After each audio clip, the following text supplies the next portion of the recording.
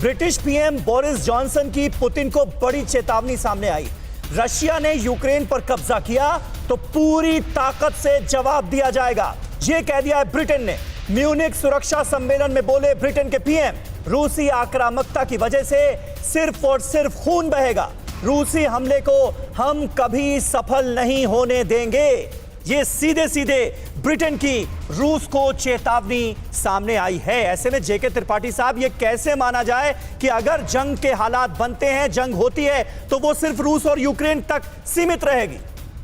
देखिए समीर, मैं मंतोष जी की बात से पूरी तरह सहमत हूँ। पहली चीज तो ये आप कह रहे हैं कि जंग अगर होती है तो क्या सीमित रहेगी।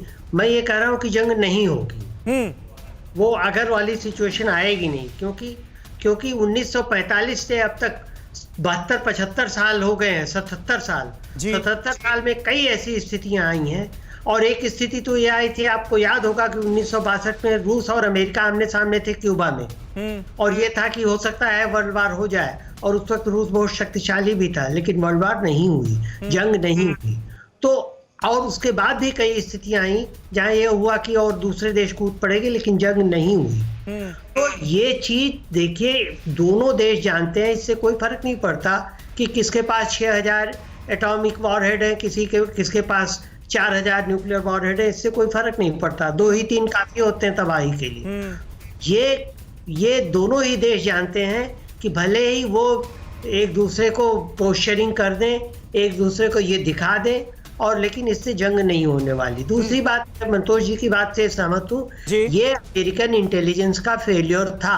आपने देखा कुछ दिन पहले अमेरिकन इंटेलिजेंस ने यह भी कह दिया था कि इस तारीख को जंग होगी, और वो तारीख भी गुजर गई, ऐसे ही जैसे ज्योतिषी लोग भविष्यवाणी करते हैं। जेके त्रिपाठी साहब, लेकिन आसार आप ये देखिए, डोनेट्स्क का अगर हम जिक्र करें, लुगांस्क का जिक्र करें, वहां पर तो हम देख रहे हैं कि गोलाबारी और मार पिटाई, हिंसा, ये सब शुरू हो गई है।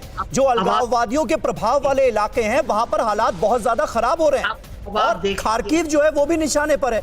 तो ये हालात फिर क्या बयां कर रहे हैं? नहीं, अब आप देखिए यहाँ डोनेट्स्क वगैरह में क्यों ऐसा हो रहा है? हाँ? क्यों कौन भाग रहा है? भाग रहे हैं वो जो रूसी जबान बोलते हैं, जो रूस के पक्ष में।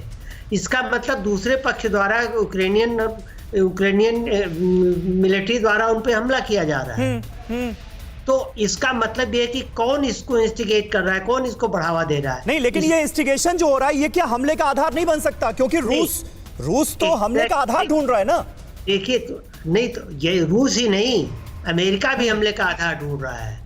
अमेरिका भी ये करा सकता है कि वहाँ फर्जी वो करा के, मुठभेड़ करा के, क्योंकि और ये दिखाए कि रूस आक्रमण कर रहा है, रूस को तेजी।